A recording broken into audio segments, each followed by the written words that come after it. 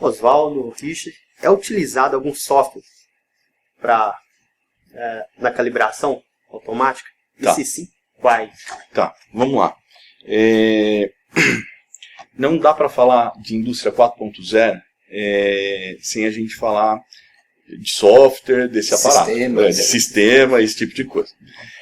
Antes disso, eu queria alertar tanto o pessoal de instrumentação, metrologia, o pessoal da indústria como um todo. Não dá para falar em indústria 4.0 com empresas que ainda persistem em ter o seu software sem que ele seja um software aberto, né? O que acontece? Eu tenho um software de calibração que é tal, e esse software ele só aceita se você tiver linkado com o meu equipamento para fazer essa calibração, e ele só transfere o arquivo para esse tipo de coisa, tem que ser o meu software. Então isso não pode persistir, isso é óbvio que não cabe mais. Ele não cabe na indústria 4.0 e eu acho que não cabe mais na indústria, seja ela qual for. O que acontece? A Fluke ela tem a filosofia de protocolo aberto. O que isso significa? Se você comprar qualquer equipamento da Fluke e esse equipamento não for uma ferramenta simples de teste para você ver se tem tensão, se está vivo um cabo, mas um equipamento, por exemplo, que nem esse alicate amperímetro, que você pode se conectar, então, tudo isso que você consegue fazer um banco de dados, gravar, ele tem que estar apto a trabalhar com os softwares que você tem no mercado. Então, a Fluke, no manual do equipamento, está lá, né, como você casa o bandwidth, como é que você casa a velocidade, como que você faz o link para o software que você tiver. Alguns softwares, simplesmente você plug and play, ligou, pum, ela vai reconhecer e vai trabalhar. Outros softwares não, você vai ter que gastar talvez um pouquinho de tempo aí no pessoal de TI para fazer esse link, esse tipo de coisa, mas todos os equipamentos da Fluke estão aptos a trabalhar. Alguns softwares de fabricantes que são fabricantes reconhecidos no mercado, por exemplo, uma Emerson, por exemplo, SAP, Meridian, Procal 5, tá? São todos softwares, são todos sistemas que estão aptos a receber as informações dos nossos equipamentos, linkar com os nossos equipamentos, receber esses dados e aí trabalhar esses dados da maneira que vai trabalhar. Seja ele para automação de temperatura, seja ele uma medição elétrica, seja ele uma medição de pressão, seja ele aí qual a medida que você fizer. Tudo isso está suportado lá e ele tem que estar de maneira aberta e disponível para você trabalhar esses dados com o software que você tem. Você não é obrigado a mudar a tua planta inteira, teu sistema inteiro para adequar. Não. X da Fluke. Não. Então, existe o software embora exista um software da Fluke. Pode fornecer, mas falando na indústria 4.0 você já tem que ter um sistema.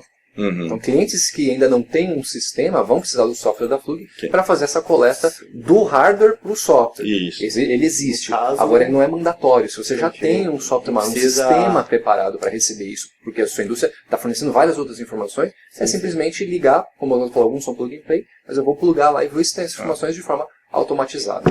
Hoje em dia, eu diria que isso talvez deveria ser a maior preocupação de quem está comprando um equipamento novo hoje para colocar dentro da sua estrutura para fazer uma verificação de cabo, ou uma calibração de elétrica, ou uma calibração de temperatura, ou uma calibração de pressão.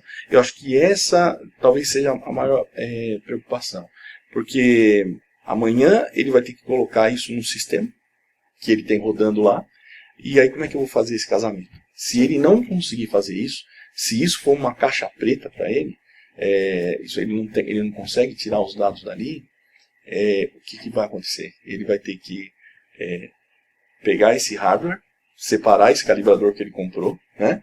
E aí ele está separando histórico, um monte de coisa, para comprar um novo, né? Alocar de novo recursos para comprar um outro equipamento que possa servir ele dessa maneira. Então, eu acho que hoje, quando se vai comprar um equipamento, é uma coisa que deve ser verificada. Olha, o seu equipamento ele é protocolo aberto, eu consigo colocar ele no meu sistema. Se eu quiser colocar ele no meu sistema, no sistema que eu já tenho aqui, eu consigo fazer isso, né? Então, hoje eu tenho um sistema, eu posso ter um outro sistema maior ainda, isso vai acontecer de forma tranquila? Se ele não tem um sistema, né, e ele está querendo comprar um sistema, ele verificar o quanto esse sistema que estão oferecendo para ele é capaz de aceitar link de outros equipamentos, né? O quanto ele é aberto para aceitar esses links. Elimina aquela dependência, no caso de um soft X, só esse que vai rodar. Sim, né? Exato, sim, exato. é isso mesmo. É uma das principais mudanças que você teve com relação à linguagem de programação por exemplo, Profibus e o Profinet, porque você já tem na linguagem de programação essa mudança de paradigma de você poder usar diversos fabricantes diferentes em sensores, em motores, em PLCs. Eu posso montar o Frankenstein que eu quiser e eles vão se conversar, vão falar a mesma língua. Então acho que é o seu principal quando a gente pensa em sistemas dessa maneira, de forma genérica. Para ficar claro, né, hoje se você não tem um software e falar, Oswaldo, eu quero um software de calibração para temperatura. Eu tenho um software só para isso, um pacote pequeno para você fazer isso. Se você falar assim, Oswaldo, a gente quer um software que além de fazer as calibrações, a gente consiga gerenciar a nossa planta, os meus ativos e tudo isso, a Fluke também tem, se não dela, mas uma empresa co-irmã da Fluke, né, que consegue te dar esse sistema e você introduzir isso na sua planta. Como foi demonstrado, é utilizado um equipamento. Esse equipamento já existe no mercado ou é uma criação da Fluke, da demanda? Como é que é? Como surgiu esse equipamento, no caso? Como é essa ideia, como essa necessidade da calibração automática de sensores de temperatura? O que acontece é que, os equipamentos, assim, historicamente, a cada dia eles vêm se modernizando, né? E você consegue hoje, né, ter essas funções automáticas, esse tipo de coisa, essas linguagens dentro dos equipamentos. Então, hoje os equipamentos evoluíram de tal maneira, né? Você teve os equipamentos, por exemplo, de campo, que começaram a ser equipamentos inteligentes. Então, a gente está falando aí de Field Bus, Profibus, enfim. Então, esses equipamentos acabaram criando uma inteligência, né? Então, os equipamentos de calibração também evoluíram nesse sentido. E aí, o que acontece? A Fluke, ela investe muito em pesquisa, né? E, por exemplo, eu na minha atividade, eu já conheci várias pessoas que começaram o projeto do zero de um equipamento até esse equipamento nascer, né? E é bem interessante esse processo, né? A gente vê esse processo, porque geralmente ele é feito por uma pessoa que já até passou pelo campo. Já foi lá um instrumentista, então, e toda a agrura, né, tudo que ele sofreu quando ele ia calibrar um equipamento, meio que vem idealizado lá, e fala, não, quando eu construir esse equipamento, eu já vou construir esse equipamento de tal maneira que eu consiga agregar tudo isso que eu tinha, que era ruim, né, no campo, porque quando você está calibrando no campo, às vezes, não é legal você levar 1, 2, 3 equipamentos para você fazer uma calibração. Então, quanto mais tudo estiver contido num equipamento só, se torna muito mais fácil para você realizar a tua tarefa no campo, né? E é mandatório que os processos de fabricação, para engenharia da Fluke, né, a gente escute a voz do cliente. Então o chefe vai perguntar, escuta, mas você foi lá no campo e você perguntou se o que você quer, que você acha importante, é realmente importante para eles? Você escutou os clientes que receberam esse produto? E se ele falar, não, ainda não fiz, então vai fazer. É extremamente importante a voz do cliente em qualquer processo de fabricação de qualquer produto da Fluke. Então é assim que se dá, né, a constituição de um equipamento, né? Então, não saberia te dizer se a filosofia da Fluke é essa, né? Construir um equipamento cercado dessas informações, né? E aí os equipamentos nascem e vão ser colocados nas empresas, na demanda que ela tem. Então, é certo que quando foram fazer o equipamento, por exemplo, foram fazer o bloco seco, ou foram fazer os banhos, ou foram fazer os scanners de temperatura, né? O scanner de temperatura é esse que está atrás de você aí, né? Fazendo uma calibração numa estufa, que é uma indústria, que pode ser uma indústria farmacêutica, né? Então você tem o bloco, e você tem ali por volta de 12 sensores, né? Aqueles cabos brancos ali são sensores de temperatura. Então essa demanda veio da indústria, né? Então a indústria em algum momento falou, olha, eu preciso tornar essa calibração automática, né? E aí foram desenvolvidos equipamentos para que fosse feito isso. E aí é o que eu disse, né? Depois que você automatiza, meio que os limites eles acabam crescendo, não tem um teto, né? A cada dia você vai colocando mais coisas nos equipamentos e os recursos eles vão aumentando no equipamento. Então isso é interessante. seja, a ideia não veio do nada, sempre tem uma pesquisa, um levantamento de dados. Isso. Principalmente na Fluke a coisa acontece dessa maneira. Oswaldo Richter, outra pergunta do pessoal, que o pessoal fez a calibração automática, ela engloba somente o sensor ou conjunto sensor e transmissor? Ambos, né? Quando você faz uma calibração, você pode ter lá, como eu disse, só o sensor de temperatura, né? Então vamos lá. Eu peguei um termopar, uma termoresistência ou um termistor do campo e eu preciso fazer a calibração. Então eu tenho um elemento puro, me sai um sinal lá de milivolt ou de resistência e eu faço a calibração dele. Ou não, ele pode ser o sensor, está montado num transmissor inteligente, falando field bus, ou então ele pode estar falando lá 420 mA, esse tipo de coisa, ou um HART, né? 90% da indústria utiliza HART. Então você pode estar utilizando, fazendo a calibração dele como um todo, e fazendo a calibração do sensor. E até da malha que você tem. Isso independe. Isso tanto para o campo quanto na oficina de instrumentação, na oficina de manutenção. Recomendamos que o elemento puro seja calibrado Sim, e o transdutor também seja calibrado. Não adianta fazer só o elemento puro, depois ligar e depois não ter a confiança que o transdutor não está levando isso de forma adequada. Então, você quer fazer separado, você pode. Você quer fazer junto, você pode, mas é importante que tudo seja feito a calibração. Como funciona o ajuste de span na calibração automática? Ok. Vamos lá. Tem 2 pontos aqui. Muitos equipamentos, você entra no sistema, o sistema permite para você que você faça os ajustes. Então, o que acontece? Você levantando a rampa da calibração, você vai ter a informação, aquilo que você deve ajustar, e aí, via software, você pode ir lá e fazer. Como também você pode modular a faixa. Por exemplo, eu tenho um sensor hoje, um transmissor, que ele é de 0 a 10 graus Celsius, e eu quero fazer que essa faixa, num determinado momento, seja de 0 a 100 graus Celsius. Ou eu vou alocar esse sensor em uma outra parte do processo, que é 0 a 100 graus Celsius. Então, eu posso fazer isso, mudando isso via software. Mas, para você fazer isso, você tem que dar as condições para ele fazer isso. Não basta você fazer só eletronicamente. Então você vai gerar lá uma temperatura, para ver se a gente vai falando de temperatura, né? Então você vai gerar uma temperatura e você vai fazer esse zero span, né? De 0 a 100% e vai fazer esse acerto. Então é preciso ver se o teu software permite, se o teu sensor é inteligente para que ele faça isso, ou então o velho e bom ajuste de trimpote lá, que você vai fazer o ajuste direto no equipamento. E aí você ajusta, tá certo? Mas isso tudo pode ser feito. Por exemplo, a Fluke tem equipamentos hoje que tem a linguagem HART embutida. Então você não precisa comprar um configurador e um calibrador. O calibrador, na hora que você está fazendo a calibração, seja de pressão ou de temperatura, no caso aqui a gente está falando de temperatura, quando eu levanto a rampa e vejo que isso está fora, preciso de um ajuste, eu mesmo entro lá, chamo a função HART, vou lá e faço o ajuste do span direto no meu calibrador. Por quê? Porque ele já tem ele já tem o configurador HART embutido nele, ok? Isso é feito de maneira fácil, né? É muito intuitivo, né? O equipamento da Fluke. Essa é uma outra característica da Fluke.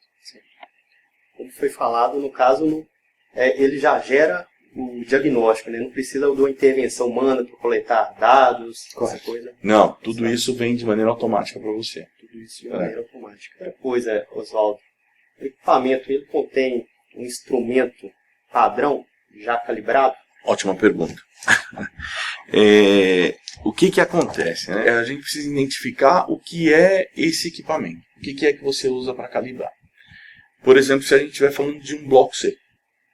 O bloco seco, muita gente utiliza ele como um padrão de referência lá à indicação.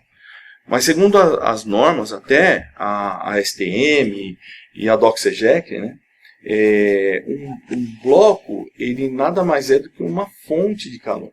Né? Então você precisa ter uma probe padrão para que você possa fazer a sua calibração, fechar o seu loop de calibração. É óbvio que muitos falam, olha, no meu processo aqui é de, sei lá, um erro de 2%, 3%, então o que o bloco me dá, eu posso aceitar como referência. Né? Então, só para recapitular aqui, porque tem muita gente que não entende esse ponto, Oswaldo, eu queria reforçar isso. Você está falando então que num bloco, por exemplo, eu estou gerando uma temperatura, eu tenho no visor lá qual a temperatura que ele está gerando. É isso aí. A temperatura que está escrito ali pode não ser a real temperatura que está lá sendo gerada. Existe uma diferença, às vezes mínima, mas que eu preciso saber qual é essa diferença entre o visor e o real. É isso mesmo. Na realidade eu estou te afirmando isso, né? O elemento, mesmo equipamento da Fluke. Mesmo equipamento da Fluke. O elemento bloco, né? O bloco de calibração, você tem uma resistência que ela é comandada por um PID, um indicador PID, mas ele é único. Então você vai lá e digitar, eu quero que você vá a 100 graus Celsius. Ele vai mandar para a resistência essa informação. Essa resistência vai aquecer a 100 graus Celsius e quando ela chegar em 100 graus Celsius, ela vai dizer para o PID, eu cheguei a 100 graus Celsius. Só que como ele é o elemento que comanda e que capta a leitura, se ele mandar 100, qual é a resposta que ele vai ter? 100. Sim. Agora, invariavelmente, quando você tem um sensor lá do lado e você coloca uma outra probe de temperatura calibrada, que é o seu sensor de referência, o que acontece? Você verifica que você não tem 100 graus Celsius. Vai ter lá 99,8, 99, 101, 98. Nunca vai ser os 100 graus Celsius. Por quê? Porque a temperatura ela se dá por condução dos elementos. Então você tem a resistência, que vai transferir essa temperatura para um bloco, que é um bloco cerâmico. Esse bloco cerâmico vai passar para um insert, que vai passar para a probe que você está calibrando, para o transmissor que você está calibrando. Se eu passo isso por condução, eu também posso dizer que a cada transição eu tenho uma perda. Se eu tenho perda, é impossível que eu esteja lá com a mesma temperatura de 100 graus Celsius. Então é sempre interessante você manter uma probe calibrada do lado do equipamento, do sensor, do transmissor que você está calibrando. E essa é uma probe que não necessariamente precisa ser Fluke. Tem Fluke, mas ela precisa ser calibrada. Ela precisa ser calibrada e está atendendo às exigências do teu procedimento. Olha, para essa calibração aqui eu demando 0,1 graus Celsius de incerteza. E ela não pode ser calibrada pelo mesmo elemento que ela está controlando, ela tem que ser uma calibração externa.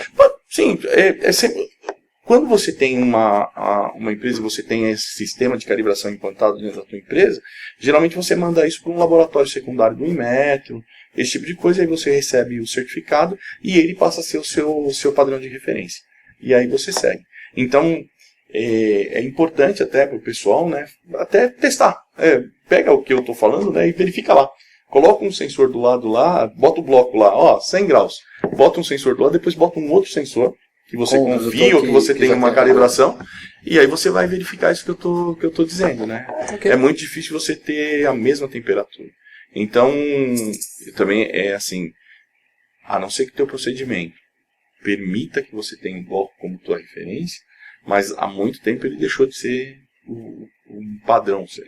Ele é uma fonte mesmo para você elevar e para você fazer a elevação e a descida da temperatura. Mas eu não diria que ele é teu padrão, ok? Qual que é a menor certeza que esse instrumento padrão oferece? Como foi falado, não precisa ser Fluke, pode ser vários. Sim. O que acontece é que hoje você tem vários sensores de temperatura com várias exatidões, né? Então é muito difícil eu cercar uma exatidão para você. Mas eu posso te dizer que nos equipamentos da Fluke você conseguiria, com um sensor e um indicador padrão, 4 milikelvins de exatidão, o nosso melhor sensor. Sim. E esse sensor está no Inmetro, ele está nos laboratórios secundários, né? IPT, são usuários dos nossos sensores. Muitos laboratórios de temperatura utilizam nossos sensores, que são Rede Brasileira de Calibração. Mas assim, eu tenho um que é de 0,15 graus Celsius.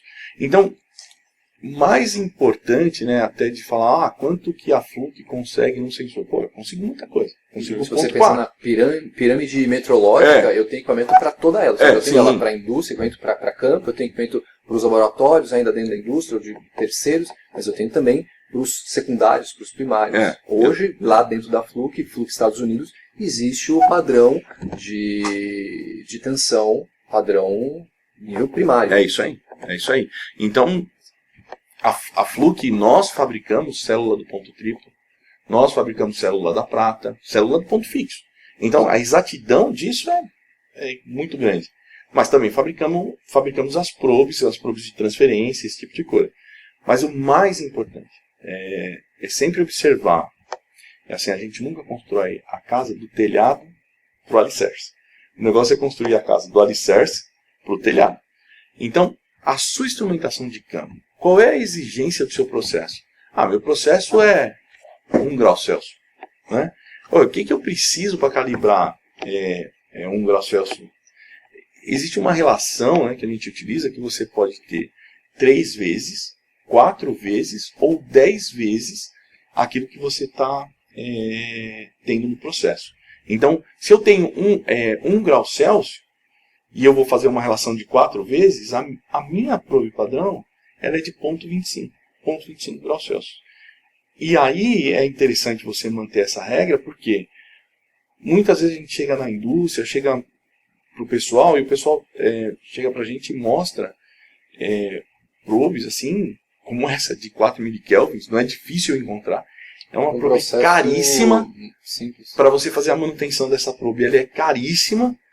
E aí quando você vai no processo dele, ele fala assim, eu tenho 1 grau Celsius aqui no meu processo. Ele não precisaria ter essa probe, né? Então a nossa responsabilidade é muito grande para poder colocar ele no caminho correto, para ele comprar um equipamento padrão que seja adequado ao processo dele. Então, qual é o meu conselho, vamos dizer assim? Olha o processo, vê qual é a incerteza do teu processo, e aí você define o teu padrão. Ele pode ser um Fluke, pode ser de um concorrente ou uma outra problema, mas faça esse trabalho, né? Você não precisa, é óbvio que cada vez que você vai para alguma coisa que é mais exata, você também tem um aporte de dinheiro maior, né? Então é sempre bom a pessoa que está te ajudando aí a montar essa estrutura de calibração, que ela possa montar uma estrutura adequada para que você possa economizar seu recurso, né? Hoje é muito importante isso. A pergunta que o pessoal fez, que já foi dito, se a calibração é feita em bancada ou em campo. As duas coisas. A Fluke tem equipamento que você pode... a Fluke tem equipamento que pode te atender na bancada e no campo. Aliás, a Fluke tem uma filosofia que os nossos equipamentos eles têm que ser bons de bancada e de campo. E a tendência é que você utilize o mesmo equipamento da bancada no campo. Porque assim você não tem que ter 2 equipamentos. Você não precisa construir uma bancada, né, no teu laboratório e ter um equipamento diferente, um recurso diferente para você ir para o campo. Então quando você tem isso, você tem mais inventário, né, mais custo. Você tem que colocar dinheiro para fazer a manutenção desses equipamentos. Ora, se você tem um equipamento que você consegue trabalhar aqui na bancada e ao mesmo tempo você consegue sair daqui e ir para o campo, e aí isso é o melhor dos mundos. E o equipamento, ele emite um certificado de calibração? Vamos lá. A maioria dos calibradores da Fluke você consegue, por exemplo, vamos desenhar uma rotina de trabalho numa oficina. Então vamos supor que eu vou fazer temperatura e eu vou fazer a parte de malha e eu tenho, por exemplo, o bloco e o 754 para fazer isso. Então o que eu faço? O 754 é um equipamento de documentação. O que isso significa? Eu vou com ele para o campo, eu já saio do laboratório com a minha rotina. Aí eu tenho 5 tags aqui, 5 transmissores para calibrar. Eu já saio sabendo o que eu vou fazer. Então o técnico sai, vai no elemento 1 lá que ele tem que calibrar, o procedimento já está lá, ele simplesmente dá o start, engata o equipamento, dá o start, ele vai fazer a calibração e vai guardar os resultados dessa calibração lá, como encontrado, se ele fizer a intervenção, como deixado. Então, ele chegou no equipamento, levantou a rampa, viu a necessidade de ajuste, ajusta, faz como ele vai deixar o equipamento depois de ajustado, grava essas 2 calibrações, vai para o segundo, vai para o terceiro, vai para o quarto, vai para o quinto. A hora que ele terminar o quinto, ele volta para o laboratório, ele pode descarregar tudo isso, né? Então isso já sai formatado em um arquivo que pode ser um CVS, ou dependendo do software que ele tenha, já vai num formato de certificado, ele vai emitir o certificado, vai fazer os cálculos de incerteza, assinar, se vai ser de maneira eletrônica, se não vai ser, a maneira que ele tem lá no sistema dele, e vai alocar esse essa coleta de dados no banco de dados dele e seguir a vida. É assim que é feito. Com a Fluke é assim que é feito. Pergunta também, como já foi falado, também se utiliza alguma comunicação do equipamento. Então, a maioria dos nossos equipamentos, você está aberto, né? O que eu falei, é um protocolo aberto. Então, você tem lá desde um USB, um RS-232, um 485, enfim. Você consegue se conectar, você consegue tirar as informações até com um pendrive, se você quiser. Eu quero gravar tudo isso aqui, quero tirar no pendrive e eu quero fazer essa alocação de recursos, colocar depois no momento 2 no computador e trabalhar em cima desses certificados. Enfim, essa comunicação ela é muito acessível nos equipamentos da Fluke, né? Então já está lá. Quando você compra o equipamento já vem com essas portas de comunicação, esses recursos de comunicação já estão todos disponíveis para você. Quanto mais online você puder deixar, melhor. É claro que você vai ter que ter infraestrutura para isso, sim. Mas quanto mais online você deixar a máquina, a gente sempre sugere isso. É óbvio que dá para deixar uma coisa offline, ficar descarregando, mas a gente sempre recomenda que seja de maneira online, porque já fica de maneira automática, né? Ou seja, não tem também a intervenção humana até para descarregar. Por exemplo, usando a tecnologia do Fluke Connect, por exemplo, você transfere isso para a nuvem. Você manda para a nuvem, depois você pode, por exemplo, é bem interessante o Connect, porque você pode estar fazendo uma calibração, e vamos supor que depois de 3 meses você retorna, e você quer saber como é que você deixou aquilo ajustado há 3 meses atrás. Isso, né? Você não lembra. Você volta, você vai trazer aquela ficha de calibração, e aí você vai ter a ideia de como você deixou o equipamento. Já se falou muito das vantagens do equipamento, mas quais seriam as desvantagens? Além de não usar?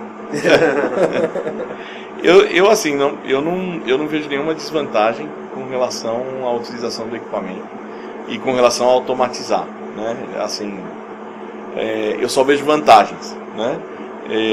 Eu posso citar 2 vantagens. Eu acho que produtividade é uma das vantagens que você tem quando você automatiza um sistema, e confiabilidade, né? Produtividade por quê? Porque você não tem que ficar ali sendo processual, né? Precisando da pessoa fazer lá as operações a cada momento, esse tipo de coisa. Então você tem uma redução de tarefas. Então isso é produtividade, né? Eu não estou falando aqui de redução. Não é porque você automatiza um sistema, uma calibração, que você, eu não preciso mais do técnico, eu não preciso mais do instrumentista ou do metrologista. Não, aí é que você precisa. Porque como você está automatizando o teu sistema, essa pessoa precisa pensar, né, ela precisa trabalhar nos dados que estão sendo coletados, no cálculo de incerteza da calibração, esse tipo de verificar se tudo que está lá está correto. Ela sai de uma coisa operacional para trabalhar mais em cima da estratégia, em cima de melhoria, em cima desse tipo de coisa, né? E por que ela faz isso? Porque é a segunda vantagem que você tem quando você automatiza. Além da produtividade, você tem a confiabilidade. Você tem a confiança de que tudo que você coletou no campo seguiu exatamente o procedimento que você desenhou. Então eu tenho esse procedimento, aquilo que eu disse no começo. Independe se é o Richard que vai estar lá na frente do equipamento coletando os dados, se é o Pedro ou se é o Oswaldo que vai estar lá. Por quê? Porque o procedimento, né, eu tenho a confiança que isso vai estar sendo executado dessa maneira. Então aí, por exemplo, a gente fala, deixa eu coletar uma medida aqui, eu vou anotar. Pô, mas está errado, por quê? Porque eu transcrevi aqui, alguém digitou errado. Então esse erro, quem fez essa contribuição de erro foi o operador. E isso é uma coisa que não tem que estar no operador. Essa preocupação de ter um erro somado no sistema por causa do operador não deve existir. Então, um drift, alguma coisa, não, isso não é condição do operador. Isso é condição do equipamento. Então, se você pegou lá quando você fez a coleta dos dados, aí sim eu vou analisar isso e eu vou partir para as correções. Entendeu? Então, eu não vejo desvantagens, eu só vejo vantagens. Eu acho que, e eu posso elencar com esses dois nomes, né? Você ter produtividade e confiabilidade. Eu falei que tenho 28 anos de experiência aí na parte de metrologia. Quando eu estava lá no meu curso do Senai, eu já escutava, não, vai automatizar, não sei o que, todo mundo vai perder o emprego. Eu só vejo as empresas hoje aumentando, né, tendo mais gente trabalhando. Eu acho cada vez mais para técnicos melhores. Melhores, né, sistemas melhores, sistemas cada vez mais puxando. Então é isso que a gente precisa, né, essa modernidade, esse tipo de coisa. sem temor, gente. Quando eu estava lá no Senai, há 28 anos atrás, eu já escutava que nego ia ser demitido por causa de automação, por causa desse tipo de coisa. E eu não fiquei 6 meses desempregado, graças a Deus. Então é isso que eu digo para vocês. Eu não vejo desvantagem nenhuma. Ok? E quais são os ganhos que se tem com a indústria 4.0? De forma geral, você tem o aumento da produtividade, isso é imediato, né? Porque você consegue ter processos que conseguem ser mais rápidos, né? E você consegue ter diminuição de diversos custos possíveis, porque você passa a ter menos perda. Perda de tempo, perda de matéria, perda em geral. Então você consegue aumentar em muito o que seria a lucratividade da empresa, que é sempre quanto que eu consigo gerar de receita versus meus custos. Então, isso de maneira geral você consegue ter como o principal ganho da indústria 4.0. Então todo mundo quer chegar nesse destino porque ele é o melhor para todos. É óbvio que o caminho para trilhar até aí é um caminho árduo, vai exigir muito trabalho, mas principalmente muita dedicação de estudo do que se fazer. Como o Oswaldo falou no meio da nossa entrevista, começa pequeno, pensa num processo, tenta automatizar um processo e vai ganhando corpo de processo em processo. Assim que você tiver terminado todos os processos, mas atacando um de cada vez, você consegue chegar numa indústria inteira 4.0, todo o seu processo de manufatura, por exemplo, 4.0. Mas começa pequeno, começa entendendo, se preparando para isso. Se eu posso até contribuir, né? A gente fala muito da carga tributária, né? Que a carga tributária encarece muito o produto no Brasil, né? Seja ele qual for. Mas a gente esquece de falar disso que você falou agora, de que para produzir o quanto eu tenho de perdas hoje dentro da indústria, por causa dos processos, porque eles não são automatizados, porque eles estão longe dessa indústria 4.0. Então isso também encarece o produto no final lá para quem vai consumir, né? Acho que esse é o ganho que a gente tem aí com a indústria 4.0. Quais seriam os riscos dessa implementação, nesse caso?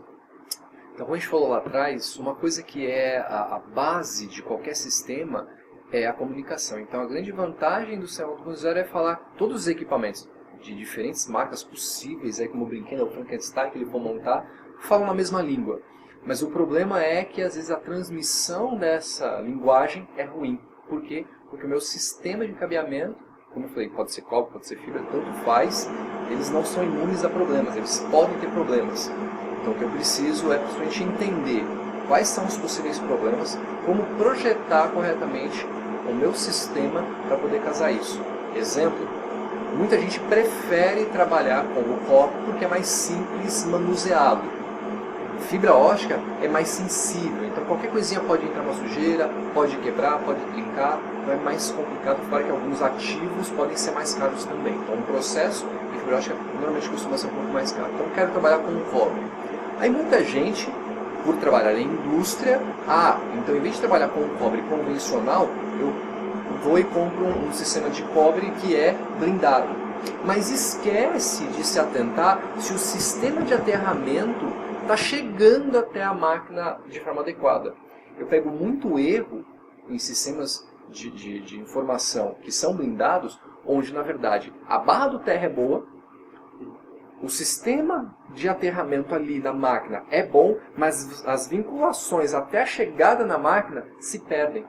Por conta de, às vezes, de vibração, umidade, ossanização do ar, as coisas oxidam, as coisas estragam, às vezes quando tem vibração cisalha os parafusos de vinculação e não tem mais vinculação com terra. Então, no meio do caminho, a coisa se interrompe. Ao se interromper, eu não tenho a drenagem daqueles elétrons que estão ruins, né, de ruído, através da capa e envio para o terra. Isso fica no cabo durante um tempo. E sempre vai ficar um pouco. Então, em alguns sistemas, eu prefiro trabalhar com UTP sem trabalhar com blindagem. Porque quando você põe a blindagem, mas vai para a minha blindagem, todo o meu sistema fica imune. Mas o pessoal se esquece que até ele ser captado pelo cabo e até ser drenado, e durante o processo de drenagem desse ruído até o dreno do terra, ele ficou caminhando pelo cabo. Para algum dos lados ele ficou caminhando. E ao caminhar, regra da mão direita, você gera campo eletromagnético, você gera corrente. De um jeito ou de outro você vai atrasar a sua comunicação. Então, quem tiver sistemas que possam ter diagnósticos de perda de pacote ou retransmissão de pacote, vai dar uma olhada no seu sistema de cobre, por exemplo, agora, depois desse recado que eu estou dando agora, e vai ver que tem muita perda de pacote, muita retransmissão. Por quê? Porque às vezes o sistema não está bom. uma coisa que o pessoal precisa se preocupar é o mesmo cabo, por exemplo, que você tem para TI, às vezes não é o mesmo cabo que você vai poder usar na automação. Por exemplo, na indústria, por exemplo, alimentícia, eles adoram lavar maquinário. E o cabo de PVC, que é o cabo de TI, polivinilcloreto, o cloreto ele é solúvel em água. E ao ser solúvel em água, na hora que eu molhei o PVC, o que acontece? Ele se retira da substância. Do PVC fica só o PV. Ele quebra, ele trinca, porque não é mais flexível, né? E a hora que ele trinca, ele racha, a água entra lá dentro e pode ocasionar um curto deste cabo. Então o grande problema é o pessoal não se preparar de forma adequada. Então, por exemplo, um dos cabos que eu sempre aconselho o pessoal em alimentícia é não pegar um cabo de PVC, mas pegar um cabo de PUR, que aguenta maior temperatura, mas principalmente aguenta água. Eu posso lavar esse sistema de cabeamento que ele está apto a receber água. É um exemplo. Mas outra coisa também é que norma que se aplica para um sistema de cabeamento na automação. Não é o mesmo da TI também. Então, dentro da TI, a gente tem algumas normas, a gente está muito acostumado a trabalhar com a TIA, que é a norma americana, não a ISO ou a NBR, depende da indústria, né? A gente está muito acostumado a trabalhar com a TIA, que é as categorias em uma letra, e dentro desse sistema, por exemplo, da TIA, existe uma outra norma específica para automação, que é a TIA 1005. A TIA 1005 trata o cabeamento de maneira diferente, principalmente com relação aos ruídos, por exemplo, em cobre. Então, além de eu saber se o cabo é categoria 5E, 6, 6A, eu também tenho que falar para ele aonde eu vou aplicar esse cabo. Dentro da norma vai te falar, olha, existe uma zona de E1, ruídos eletromagnéticos, de 1, 2 ou 3, sendo o 3 mais severo. Onde que é, por exemplo, uma zona 3? Na máquina, no motor, no inversor. Então, eu quero ligar um sistema de cabeamento ali, naquele motor, porque eu quero ter um funcionamento ali. Esse cabo tem que ser um cabo, por exemplo, 6, categoria 6, mas também um cabo categoria 6 para E3, porque vai ficar lá no ruído. Então ele tem que... Ah, mas o meu cabo é blindado. Não interessa. Vai ser já do ruído na capa do cabo e até que ele seja drenado, esse campo eletromagnético está lá, essa corrente está lá. Será que ele vai aguentar esse ruído todo que está do lado dele sendo gerado ali? Talvez. Então, toda essa preocupação com o projeto tem que tomar corpo lá atrás, quando o pessoal está planejando a infraestrutura. Muita gente já começou isso sem saber. Então, vai precisar, às vezes, gastar um pouquinho mais de tempo e de recursos para poder se preparar. Mas quem não tem isso ainda, por favor, principalmente, tente estudar mais sobre quais são as normas que deveriam ser aplicáveis, qual que é o tipo de documentação que eu preciso receber. Então, às vezes, a indústria em si, ela não vai ter o equipamento de certificação dos seus próprios cabos. A não ser casos muito específicos que tem uma demanda muito maior, mas eu vou precisar contratar então um terceiro que tenha o equipamento. E quando eu vou cobrar dele o que fazer, colocar no contrato de serviço, olha, o que você vai me fazer? Às vezes esse cara ele não é um técnico, uma empresa para automação. Às vezes foi contratado porque mandou para compras, o menor orçamento possível, veio alguém de TI, que não entende nada das normas de automação. Então eu preciso que quem trabalha com automação se intere dessas informações da automação para poder exigir a coisa correta.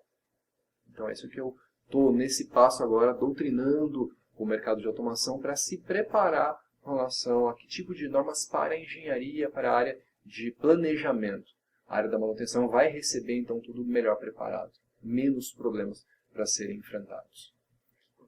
O Pedro e o Richard falou dos riscos, né, com relação às normas, com relação à infraestrutura, uma série de cuidados que tem que ter, mas eu vejo um outro risco também, e o Richard acabou citando um pouquinho aí, mas para deixar um pouco mais claro, é porque eu acho que a infraestrutura, em algum momento, né, com as normas, com esse trabalho de conscientização, esse tipo de coisa, isso vai chegar vamos dizer assim, num momento bom, isso vai ficar estável, né? Mas um outro risco que a gente tem na indústria 4.0 é essa conexão dos equipamentos, né? Mas sobretudo a conexão das pessoas. Porque a gente fala de uma empresa toda conectada e a empresa é gerida por pessoas. Então essas pessoas também vão passar por uma transformação, porque elas vão ter que analisar hoje os dados de uma empresa que está toda conectada e que é uma fonte de dados a cada minuto, a cada segundo. Então, por ter o processo trabalhando, gerando dados e sendo realimentado por esses dados, esses profissionais, esses engenheiros, esses técnicos que estejam ligados lá na manutenção ou na gerência mesmo, eles também vão ter que entender essa conexão e se conectarem também com pessoas, né, entre si, para que eles possam gestionar essa empresa 4.0. Então, assim, se a gente tem riscos, sim, a gente tem riscos a nível de equipamentos, a nível de normas, que tem que ser todas elas tratadas, mas a gente também, talvez o desafio maior, eu não sei, mas talvez o desafio maior seja essa conexão das pessoas com essa indústria 4.0, essa indústria que está vindo por aí. Então, esse talvez seja o maior desafio e o maior risco aí que a gente possa ter. Ok? Como que a Fluke tem se preparado para a indústria 4.0?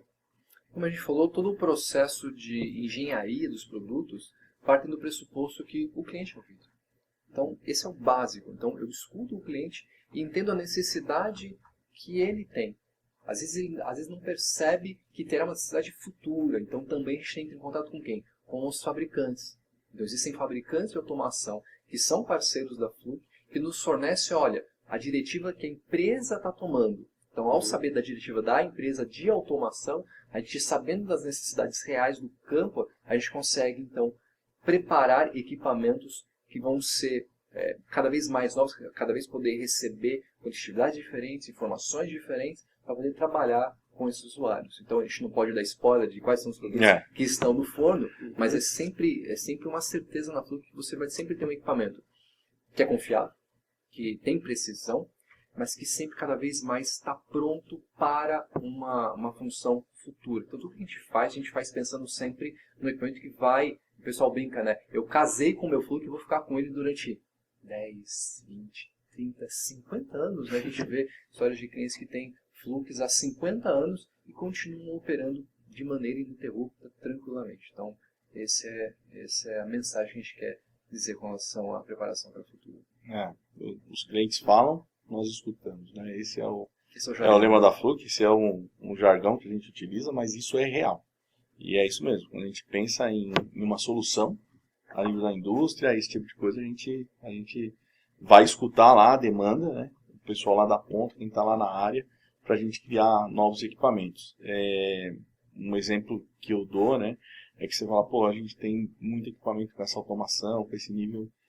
A Fluke mantém um time de engenheiros, né? Por exemplo, vamos supor que a Yokogawa ou a Emerson são empresas que fabricam sensores de temperatura, sensores de pressão, e a cada momento eles lançam mais equipamentos.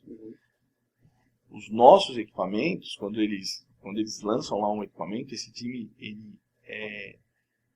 lê os manuais, as necessidades, o que eu necessito para calibrar esse equipamento. E quando você compra um equipamento da Fluke, de tempos em tempos você vai lá e você atualiza o firmware do teu equipamento.